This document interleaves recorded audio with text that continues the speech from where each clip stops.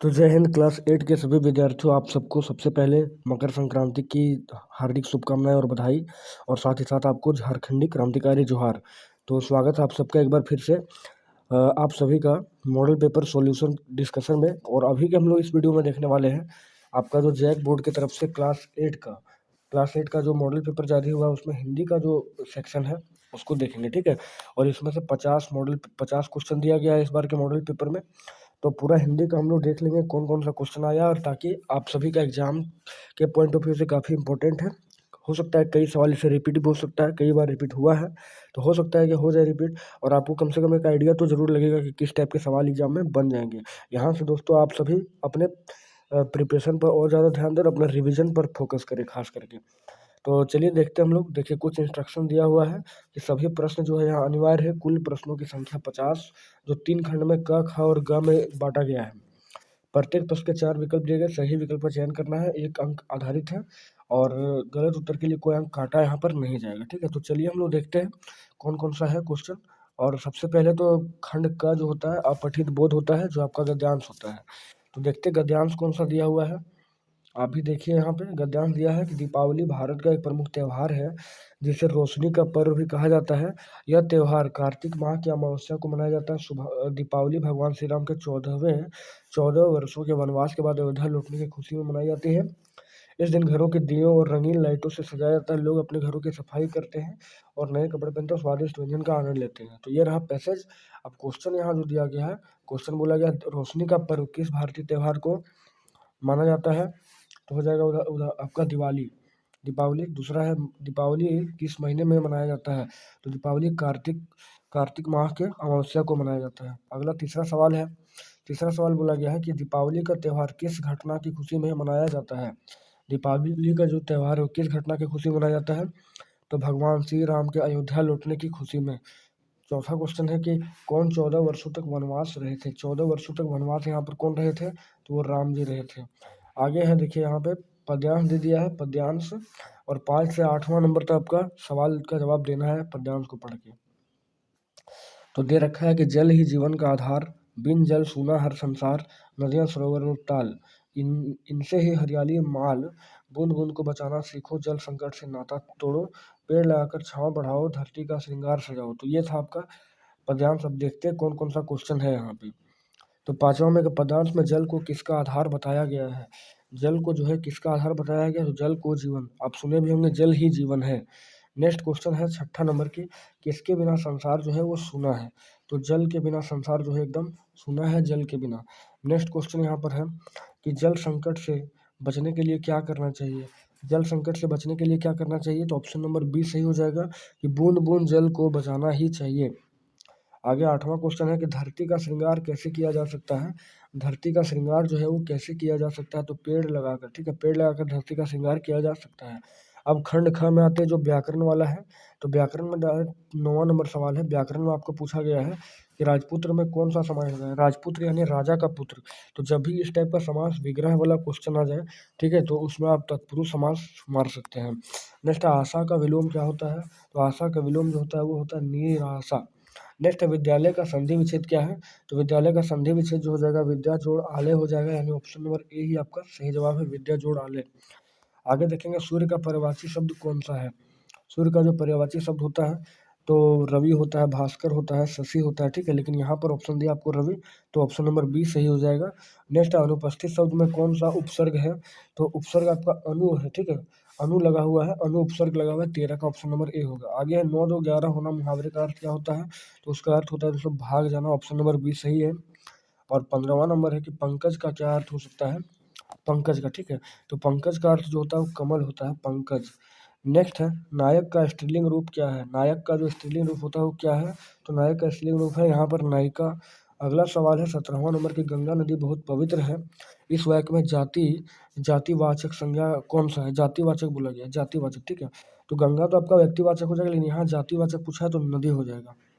Next है कि उसने उसने मुझे मदद मांगी, इस वाक्य में कैसा शब्द है। उसने मुझे मदद मांगी थी, वो कैसा वाक्य है। तो उसने मुझे मदद मांगी, ये है देखिए उसने लगा हुआ, यानी कि अगर मान के चलिए राम ने मदद मांगी, ठीक है, और बार बार राम का जिक्र ना करके उसने लगा दिया गया, तो वो सर्वनाम हो जाएगा, यानी संज्ञा के बदले आने वाले शब्द हैं तो यहाँ पर सर्वनाम हो जाएगा। आगे है तुम बहुत अच्छा गाते हो, वाक्य में कौन सा शब्द बोध कराता है? क्रिया का बोध कौन करा रहा है? ठीक है, तो क्रिया का बोध यहाँ पर हो जाएगा गाते हो, यानी गा रहा है, वही आपका क्या है? क्रिया है। नेक्स्ट है 20वां नंबर क्वेश्चन के वाक्य में संख्यावाची विशेषण शब्द का चयन करें। वाक्य में संख्यावाची विशेषण शब्द का चयन करें कि वह एक समझदार लड़का है।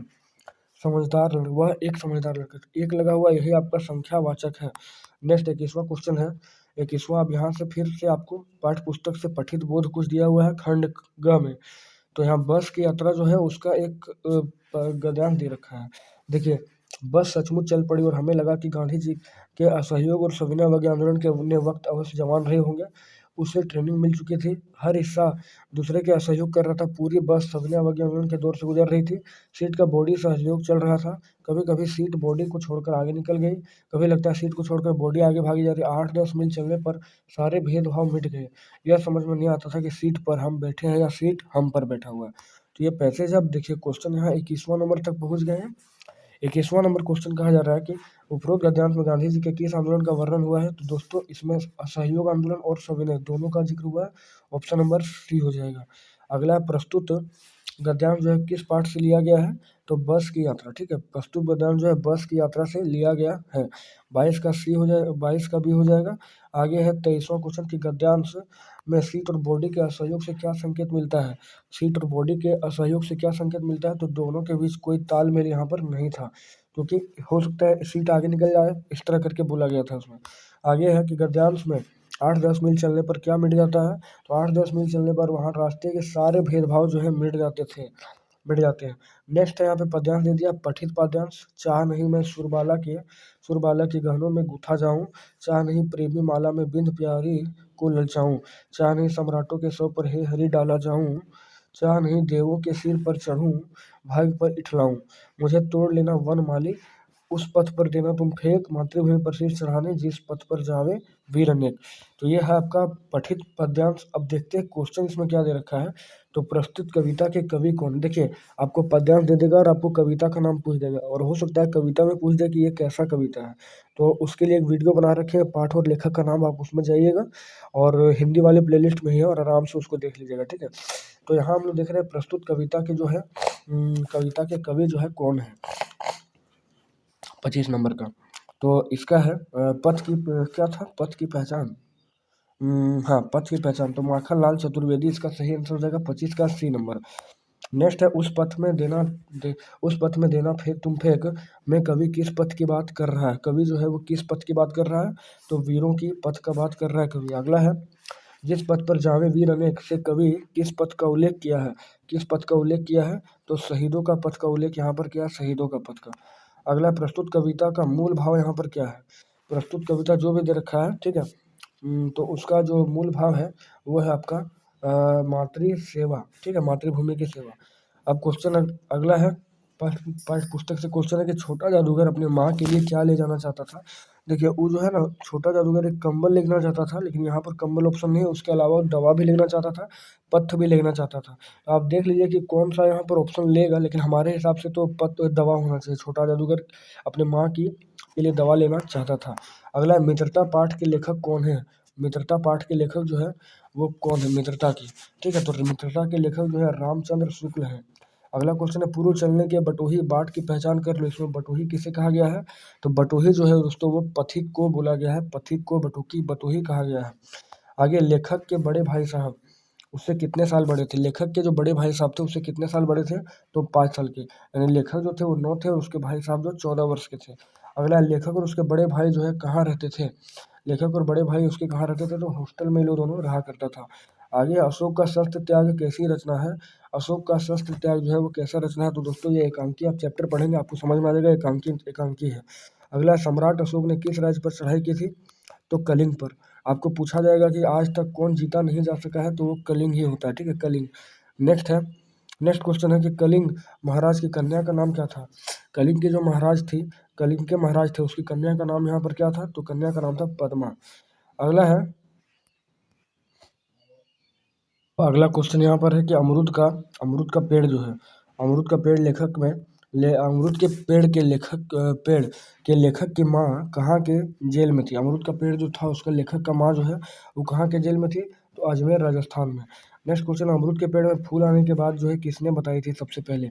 अमरूद के पेड़ में फूल आने की बात जो है सबसे पहले किसने बताई थी, तो मिद्दू ने बताया था।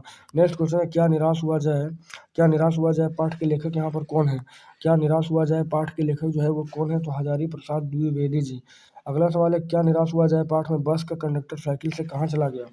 बस का कंडक्टर जो है साइकिल से कहाँ पर गया था वो, ठीक है, तो वह दूसरी बस लेने के लिए गया हुआ था। आगे रामचरितमानस के रचयिता कौन है, तो तुलसीदास रामचरितमानस के। उसके बाद जयपाल सिंह मुंडा का जन्म जो है कहाँ पर हुआ था, तो जयपाल सिंह मुंडा का जन्म जो हुआ था वो तपकरा गांव में हुआ था। आगे सवाल है कि बस की यात्रा पाठ कैसी है। बस की यात्रा पाठ कैसी रचना है, तो बस की यात्रा जो है पाठ व्यंग की रचना है, व्यंग्यात्मक रचना है यहाँ पर। अगला, हुंडू का झरना कहाँ है, तो हुंडू का जलप्रपात जो है रांची में है, रांची जिला में। आगे है, बूढ़ी पृथ्वी का दुख कविता की कवित्री यहाँ पर कौन है। बूढ़ी पृथ्वी का दुख कविता जो है उसकी कवित्री कौन है, तो निर्मला पुतुल। नेक्स्ट क्वेश्चन है, काशी विश्वविद्यालय में प्रवेश करते ही दाईं तरफ क्या है। काशी विश्वविद्यालय जैसे ही प्रवेश करेंगे उसके दाईं और वहाँ पर क्या है, तो दाईं और जो है सर सुंदरलाल अस्पताल है, सर सुंदरलाल अस्पताल है। आगे है 47 नंबर पे, वीर जननी का पुरस्कार जो है किसे मिला था। वीर जननी का पुरस्कार, तो शारदा सुब्रमण्यम को वीर जननी का पुरस्कार मिला था। नेक्स्ट है, किसकी बुआ IAS बन गई थी। किसकी बुआ जो है इंडियन एडमिनिस्ट्रेटिव सर्विस में थी, तो उसका आंसर हो जाएगा शुभांगी। नेक्स्ट क्वेश्चन है यहाँ पे, बिहार के मधुबनी इलाके में अकाल कब पड़ा था। बिहार के मधुबनी इलाके में अकाल जो है वो कब पड़ा था, तो हो जाएगा छठवीं सदी में। और अंतिम सवाल है इस वीडियो का कि कौन से तालाब में लोग अपने अपने खेत का थोड़ा पानी लाकर मिला देते थे, तो वो बिंदु सागर हो जाएगा, ठीक है, बिंदु सागर में। तो इस प्रकार हम लोग देख चुके हैं हिंदी का मॉडल पेपर 50 ऑब्जेक्टिव सवालों का सॉल्यूशन देख लिए हैं। तो ज़रूर आप लोग कमेंट करके बताइएगा कि वीडियो कैसा लगा। और अगला सॉल्यूशन पाने के लिए और अगले अच्छे नोटिफिकेशन के लिए हमारे चैनल को सब्सक्राइब करें और वीडियो को ज़्यादा से ज़्यादा शेयर करें दोस्तों, क्योंकि अब एग्जाम में आप सभी का बहुत ही कम समय है। 28 तारीख को आप सभी का एग्जाम है ही, ठीक है। आज मान के चलिए अब 14 तारीख हो गया और आप मकर संक्रांति भी अब सिर्फ और सिर्फ 12 से 13 दिन बचा हुआ, तो आपको ज़बरदस्त जी तोड़ मेहनत करना होगा 12-13 दिन में। उसके बाद तो एंजॉय करना है ही। कम से कम हम लोग सभी का टारगेट है, आपका और हमारा मिल करके A+ तो आपका हर सब्जेक्ट में आ जाए। और अभी एक से एक सॉल्यूशन आपको मिलेगा पूरे 28 तारीख तक, ठीक है। साइंस का, सोशल साइंस का, मैथ का, हिंदी का, इंग्लिश का, सभी सब्जेक्ट का एक बेहतरीन सॉल्यूशन दिया जाएगा आपको। जितना भी मटेरियल देंगे सभी आप देख लेना सिर्फ, और एक बार रिवीजन कर लेना, आपका बहुत ही अच्छा मार्क्स आएगा। तो चलिए मिलते हैं आपसे एक नई वीडियो में।